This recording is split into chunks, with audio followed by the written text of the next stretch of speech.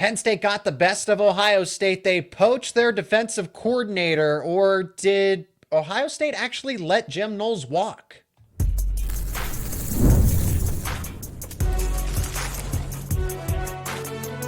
You are Locked On College Crossover, part of the Locked On Podcast Network.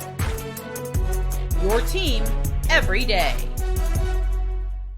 Yes, this is a Locked On crossover with Locked On Nittany Lions and Locked On Buckeyes. I'm Zach Sako of Locked On Nittany Lions. He is Jay Stevens of Locked On Buckeyes. And we are talking about Jim Knowles going to Penn State. But did Ohio State actually let him walk, or did Penn State end up just making the best offer that Jim Knowles couldn't refuse? Today's episode is brought to you by FanDuel. Super Bowl 59 is here, and there's no better way to make every play more exciting than with FanDuel Sportsbook. New customers can bet just $5, and if you win, you'll score $200 in bonus bets. Download the app or head over to FanDuel.com to get started. Jay, this is not the crossover episode the next time we got to chat.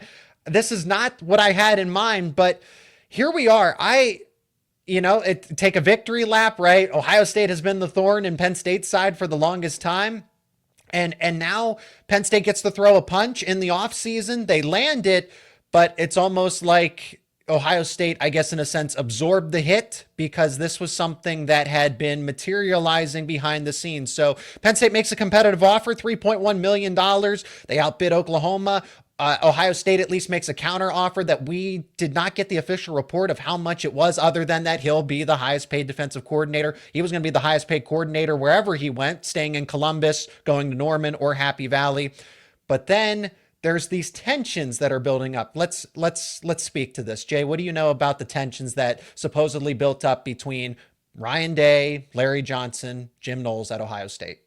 Behind the scenes, it definitely seemed like there was some tension going on, and after the Oregon loss, everyone at Ohio State and around the country realized Ryan Day made a change. You spend 2 weeks with your defensive coordinator, who is the head coach of the defense, and you had to spend 2 weeks with him to make sure things don't keep going the way that they have gone with Jim Knowles in big games. The defense got more pressure on the quarterback. That was one of the biggest changes we saw in the latter part of the regular season. But behind the scenes, there was also some stuff, we believe, with Jim Knowles and Larry Johnson. And I don't know how intense that was. I don't know if that was more intense than Day and Knowles. But whatever was going on behind the scenes was very, very intense. Knowles ended up hearing about the Oklahoma thing. That's when everybody found out his fiance is from Oklahoma. And then it's Penn State, his home state. Notre Dame lost Al Golden, and so Notre Dame got in the mix too. Like you said, Zach, Ohio State made a counteroffer, but ultimately that counteroffer wasn't enough. Jim Knowles is the highest paid defensive coordinator. He is now at Penn State. It feels weird that he's going to a Big Ten rival. I don't think there's a Big Ten team, two Big Ten teams that have played, I think, 30 years, 35 consecutive years like Ohio State and Penn State, because Ohio State Michigan missed the 2020 season where Penn State and Ohio State played that year. This is just weird, man. Like James Franklin last year got Julian Fleming, a receiver at Ohio State, who wasn't going to start, but Fleming was serviceable. So, like, at least at Ohio State, he played some good role. He was a good leader. But now you're not just going in and getting a guy that lost a starting role at Ohio State the previous year. You're getting one of the best defensive minds in the country to now lead your defense. You go from, I think it was Manny Diaz to Tom Allen to now Jim Knowles. That's a pretty good trajectory going upward for James Franklin, who is trying to do something that he tried to do this year, win the Big Ten championship. Didn't get it done in 2024 for the Penn State Nittany Lions, are trying to win that Big Ten crown in 2025.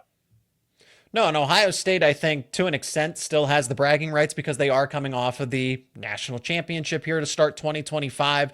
They did beat Penn State once again, came into Beaver Stadium, but it's refreshing in the sense that Penn State is doing what is necessary to be competitive. They are not treating the program like a 10-2 football team anymore. They are getting NIL situated. They are going and getting the coordinators that because here's the thing, Jay, I don't know if you've known this, but Jim Knowles has always been at the top of James Franklin's big board when it comes to defensive coordinators, above Manny Diaz, because Manny Diaz was a different situation. He had just been fired. Of the available defensive minds that seemed realistic at the time, was Manny Diaz really going to leave a head coaching job at Miami to be Penn State's defensive coordinator? Oh, look, he's available. It all works out. Timing is everything. But even dating back to those other defensive coordinator vacancies, Jim Knowles has always been circled at the top. And James Franklin has probably reached out and said, hey, are you interested? Okay, timing's not right. But That's why they say shoot the shot. You miss all the shots that you don't take. And Penn State did just that because of those 3 years of James Franklin saying, hey, just want to see if you're interested. No? Okay. Because then Jim Knowles, full circle, reciprocates. And that's what's interesting because before Penn State, because nobody knew that Tom Allen was going to leave for Clemson. Tom Allen was going to come back to Penn State. And then Clemson made a phone call, made him an offer, and Penn State said, you know what? We're good. We're not going to match that offer. He ends up getting a pay raise. He's closer to family. It's all for the best. But I think that it's interesting that Jim Knowles had contacted Oklahoma in the middle of a postseason run to talk about the defensive coordinator vacancy. So that speaks volumes to me. And I don't want to neglect it. It's kind of concerning in a sense that Ohio State was so willing to let the defensive coordinator, who was the architect of the best defense in the country this season, on a national title run and formerly a top 3 defense the season before, back-to-back top 3 elite defenses, and they're okay with letting him go. It's weird. It's weird when you put it that way because as much as you want to keep Jim Knowles, you also trust the staff that you put together that maybe there's somebody in-house that while negotiations are going the way they are, and Ryan Day and everybody else at Ohio State internally, they know Jim Knowles is talking to Oklahoma, Notre Dame, and Penn State. You bring in guys to maybe think this guy might eventually be the next defensive coordinator or offensive coordinator for our school. That's the idea. Maybe Ryan Day realizes internally, maybe it's Matt Guerreri, a guy that Ryan Day raved about at the national championship celebration, said he is a rising star in the sport while Jim Knowles isn't there. So while you know that this guy you're saying is a rising star in the sport is a guy that knows Jim Knowles' defense very, very well, and Jim Knowles is not at the celebration, it definitely seems like Ryan Day might be on the path to promote somebody in-house, maybe Matt Guerreri, the safeties coach, who did a great job. Of all the position coaches at Ohio State, Justin Fry is getting a lot of attention. He deserves it. Larry Johnson is getting a lot of attention. He deserves it. Matt Guerreri has been kind of sneakily just guiding along, leading that safety unit, which I don't know the hierarchy and safety units around the country. You give me Lathan Ransom, Caleb Downs, and then eventually Jordan Hancock plays a little safety as well. That's probably one of the best safety units in the entire country, led by Matt Guerreri, who knows Jim Knowles' defense very, very well. Let's just say Ohio State next year is using Jim Knowles' defense without Jim Knowles. Well, you have a guy currently on staff that understands that defense very, very well, and it's already helping the safeties be the driving force of that unit on that side of the ball. So it's weird. It's very, very weird. We're talking about this right now at the end of January, but Zach, I'm not going to lie to you. I'd rather talk about this right now in January than right before spring practice. This goes down where Jim Knowles goes to Penn State and Ohio State's behind the 8 ball and having to kind of try to put the pieces back together while they're starting the spring practice. Were you expecting him to leave? And would you say that Jim Knowles still deserves the most credit for this championship defense? Because like you said, there was this change after that first Oregon game. Without things coming up before he left, I was not expecting him to leave.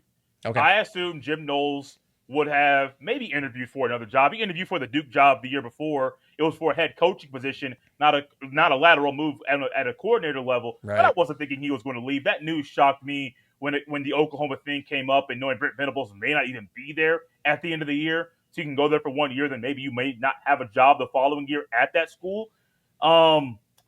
Moving forward for the defense, I do give him credit. I have to.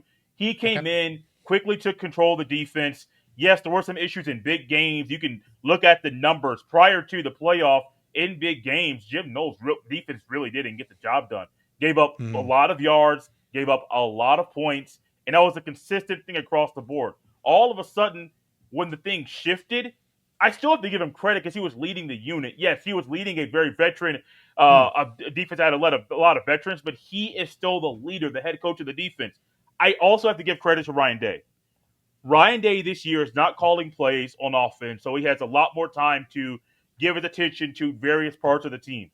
And during that bye week, he realized, we're not doing this anymore. We're not going to allow this to happen anymore in these big games.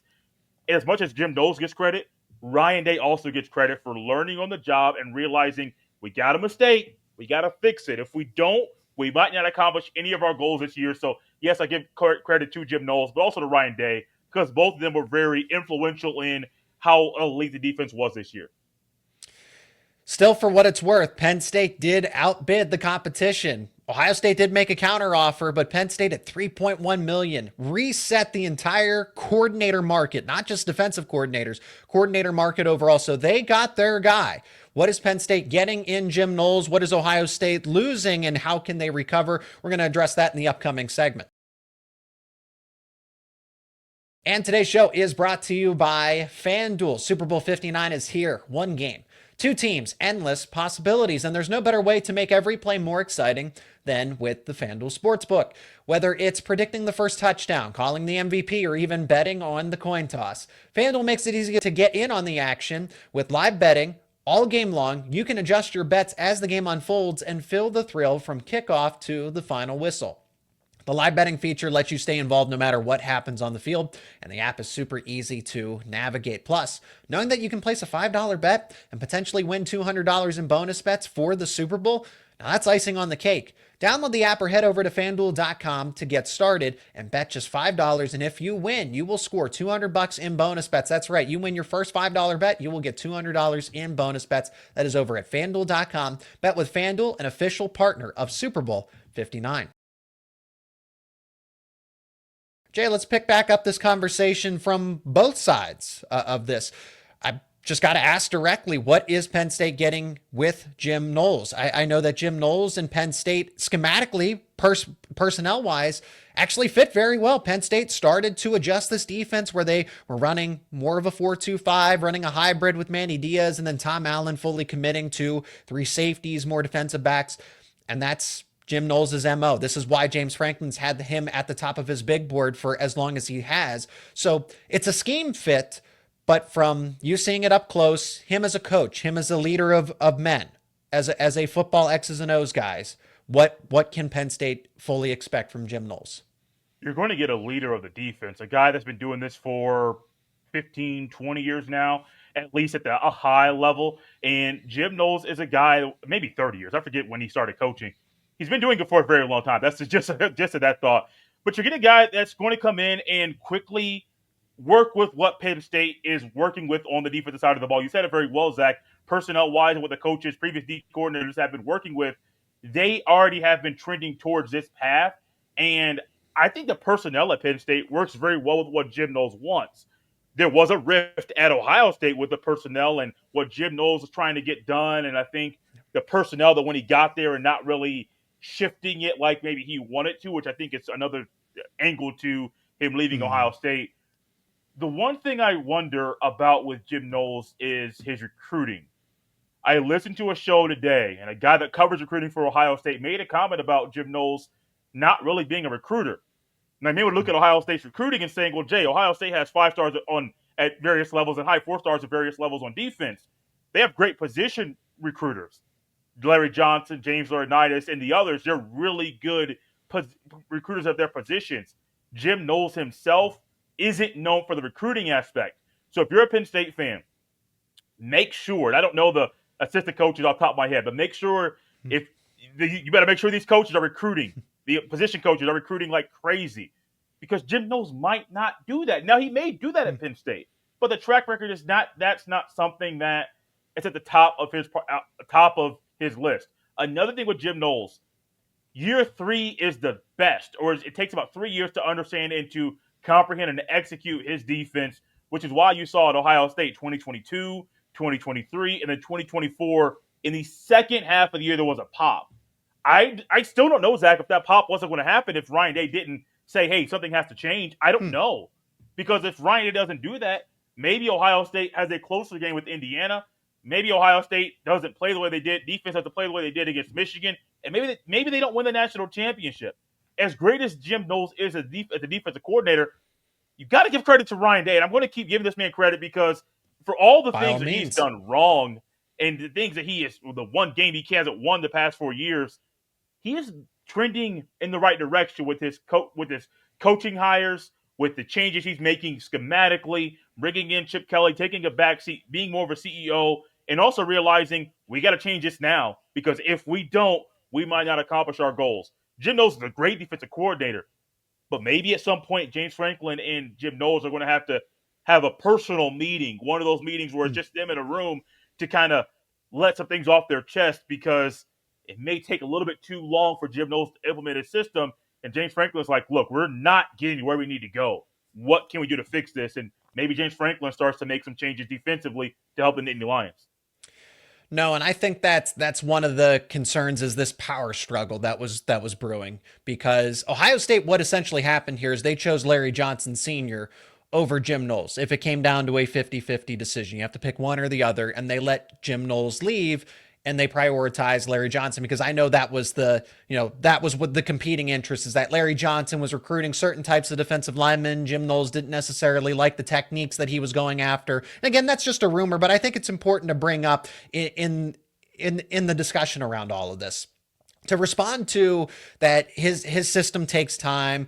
Penn State again is adjusting to is already adjusting to this. Tom Allen ran a 4.25. As far as terminology, as far as is there going to be an adjustment period? Absolutely. That anytime you bring in a new coach, you have a change. When they went from Manny Diaz to Tom Allen, there was an adjustment period, and you have to get used to the way that a coach likes to operate, the terminology, but not. James Franklin always talks about that.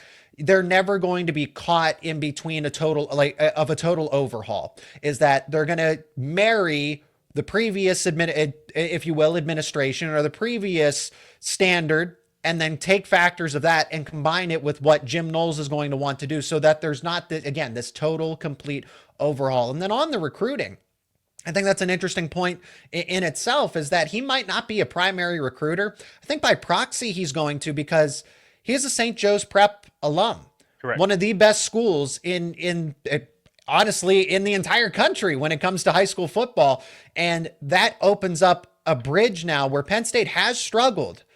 I mean, I know hindsight's 2020, and Kyle McCord never fully panned out for Ohio State, but that was a recruiting battle that Penn State lost. And then Marvin Harrison Jr. as well. I'm not saying that Jim Knowles would have fixed all of that, but it at least would have created a path for Penn State to have a more favorable conversation for those prospects back then, and certainly will in the future. So I think it actually does. It just helps him having him on staff, because Penn State has struggled with St. Joe's Prep, and now they open up that door to at least be more competitive in that aspect of recruiting without him just going out and constant, home to home visits and everything else. I think just having him on staff starts the conversation as it is. Oh, it does. It definitely does. Larry Johnson, another guy that has Penn State ties. I believe he coached at Penn State. He did. I know his son played at Penn State. Star running back. Yep. And so that's something else, that Larry Johnson also is another guy that recruits that area very, very well. So Jim Knowles does have the St. Joe's Prep tie. I also am wondering with the recruiting thing, are we going to find more? And I hope we do. I don't really mind Ohio State, Penn State battling in recruiting, because honestly, Zach, a lot of times Ohio State, you mentioned a couple guys, sometimes Ohio State does win those battles. I do also see a path that eventually, very soon, Ohio State might not win those battles because of Jim Knowles. His relationship. It definitely gets a little more level. I would say the playing field is a lot more level. It does. It's a lot more level, and I think that's just going to intensify the race and the battles.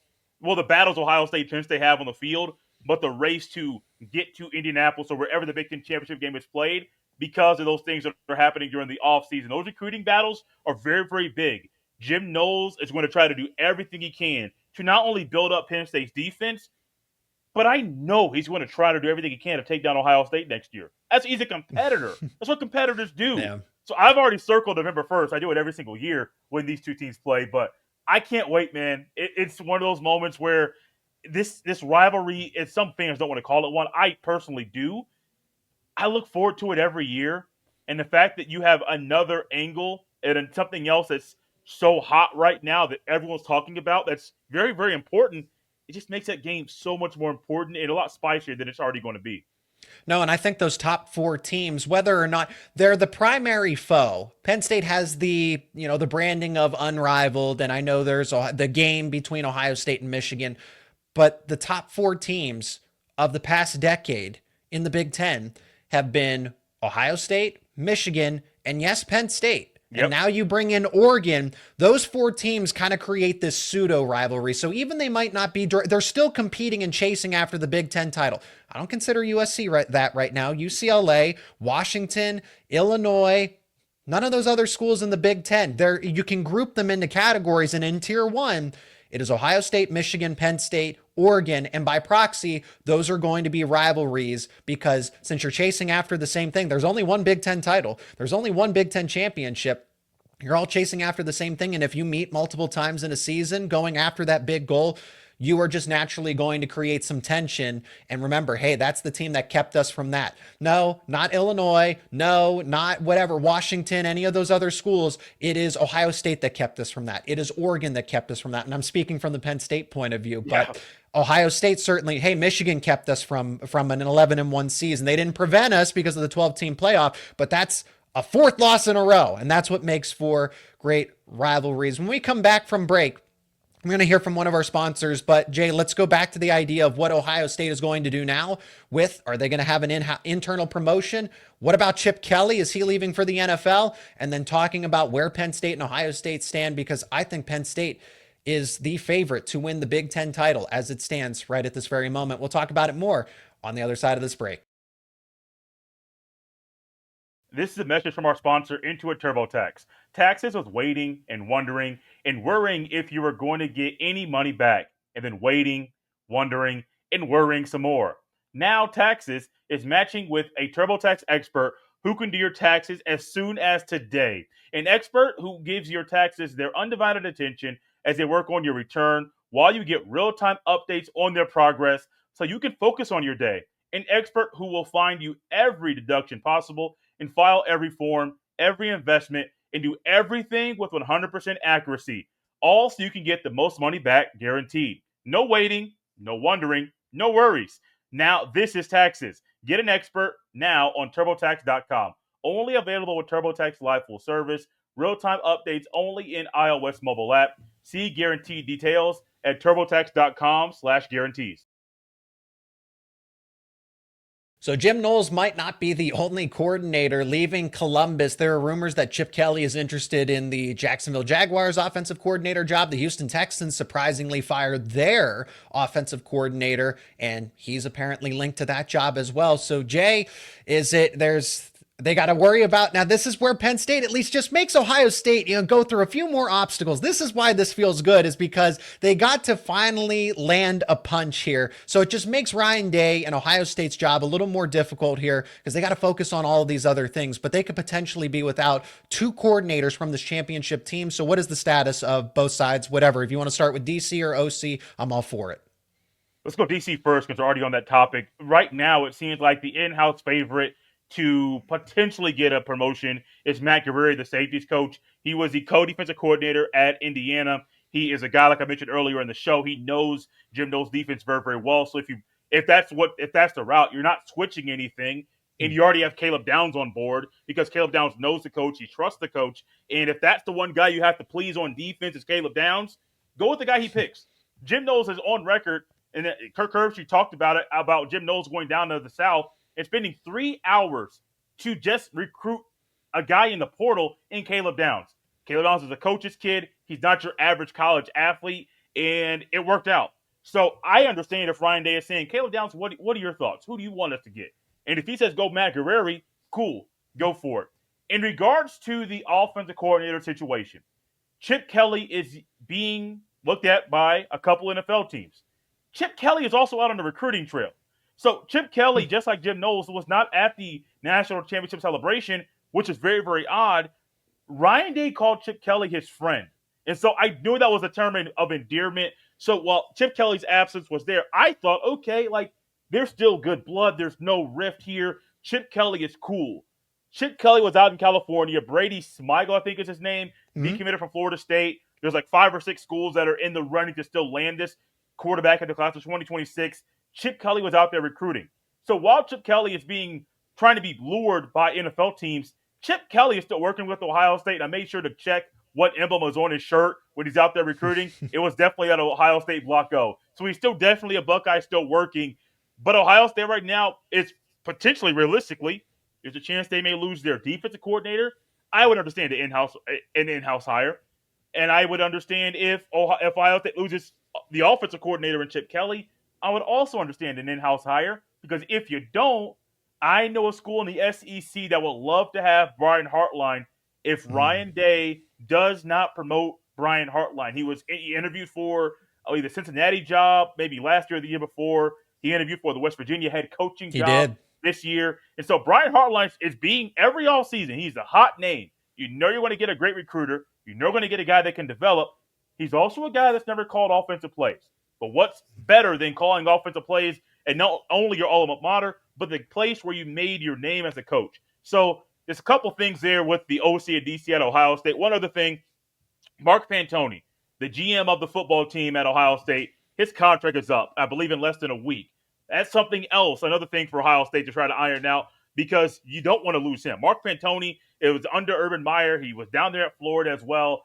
He's one of the best GM minds in the sport. And if you mess up this contract and don't get this done, trust me. I also know a school in the SEC that love to have Mark Pantoni go back down there to be the GM of that football team. Like I said, it just has a domino effect that makes Ohio State's situation a little more difficult to deal with, on top of the fact that starting quarterback, 2 starting running backs, multiple offensive linemen, starting tight end. I know they got Max Clare in the transfer portal already, and there is a spring transfer portal window. 7 defensive starters, if I'm not mistaken, the entire defensive line, multiple defensive backs. I mean, this is going to be a completely different, a new look Ohio State Buckeyes team, and perfect transition into the final part of this show. I think Penn State's the team to beat in the Big Ten. I think they're the team to beat in the entirety of college football. And I'm not afraid to go on the record and say that. And I know things can change in the spring transfer portal window, but as we sit here presently at the end of January, there is no better team there is no team that has a better setup than Penn State. 3-year starter returning at quarterback. How often do you get that within the same program? Sure, you can go get a veteran in the transfer portal, but in the same 4 years in the same program, 3 years consecutive starter, and second year in the offense with the same offensive coordinator that started to unlock his potential. 2 co-starters at running back who have been there now for 4 years, 4-year consecutive starters at running back, similar to what Ohio State had in terms of the caliber. Quinshon Judkins, Travion Henderson are comparable to Nicholas Singleton and Katron Allen. No, they don't have the wide receivers, but they got 4 starting offensive linemen returning. They did get a couple receivers in the portal and guys who should have gone off to the NFL. Denai Dennis Sutton, Zane Durant, Zach Hugh Wheatley. Those guys should have been entered into the NFL draft. They decided to come back for a championship run. Penn State is truly all in, and they kept Andy Kotelnicki from taking a head coaching job. They also got Jim Knowles to create, arguably, in my mind, the best coordinator duo, but I think conservatively, one of the best, I think top 3 in the country as well. So with Ohio State has to go through a makeover. Oregon has to go through a makeover. Michigan to an extent. And then, Illinois, Indiana are there, but there's still new quarterback, new this, new that. There are very few teams that have a better foundation right now than Penn State in the Big Ten and across the entire country as well. It's weird that coming into the Big Ten, when we found out that there before Pac-12 schools coming over, and my thought, I was thinking Lincoln Riley was going to get that train rolling in the right direction, and USC would be in that conversation of being one of the contenders to win the Big Ten. They're not. And I'm not here taking shots, just trying to be real. USC is not in that conversation at all. Truth Ohio hurts. State, it does hurt. It does absolutely hurt. And Ohio State fans won't like this, but Ohio State might lose game number 1 to Texas with a new starting quarterback. I would pick Texas right now at this point. And on the record, I would pick Texas too. So what does that do to the mental psyche of maybe Julian Sand, maybe Lincoln Kienholz, maybe somebody else? Maybe there's a portal guy that comes up in the spring and is saying, oh, no, you're the guy. What does that do to their mental state? I don't know. Ohio State, I think, Zach, the number's at 8 defensive starters that they're losing to the NFL. You're also on the offensive line. You're going to have 2 new tackles. While they are experienced, there are also 2 new tackles. You rotated on the offensive line at guard in the playoff, where you probably will not rotate at guard in the upcoming season. How does that work out? In the backfield, you're going to have new guys there. Tight end. A lot of guys play the tight end, but you're going to have a new consistent starter. Receivers, you're fine. The They're defensive great. line is not going to have really any starts at all, maybe 1 or 2 among the 4 guys. But there's a lot of new faces. You got a new defensive coordinator, potentially a new offensive coordinator. A lot of stuff's going to be different for Ohio State. I do think Ohio State is going to be in the playoff at the end of the season. Me But too. if we talk right now on January, or end of January at some point, looking into the future, there's a lot of question marks about Ohio State. I do think Ohio State and Penn State will still be a battle. But as it stands right now, I don't It's weird because I know Ohio State might still beat Penn State, and Penn State still might go to the Big Ten championship game, like what happened this year. That's the reality of the situation. I think Drew Allen's experience is going to be big in that game. I'm not here to call who's going to win that game yet because I don't know enough about Ohio State to say yes or no, and not enough about Penn State either.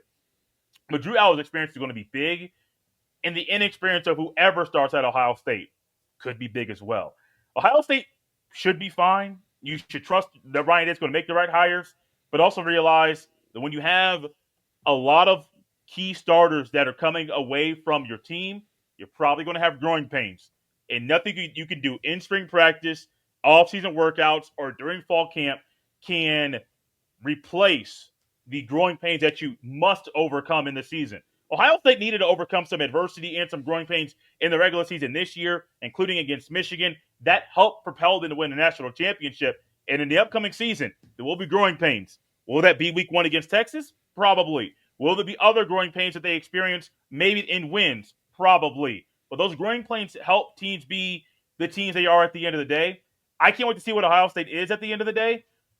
But so much that you're losing at Ohio State that it's too early to even know offensively, will there be more gap scheme? Will it be more zone? Will they run more than they did this year? Will Ryan Day decide to go more up-tempo? Defensively, will it be a 3-down line look with the hybrid linebacker outside? No one knows yet.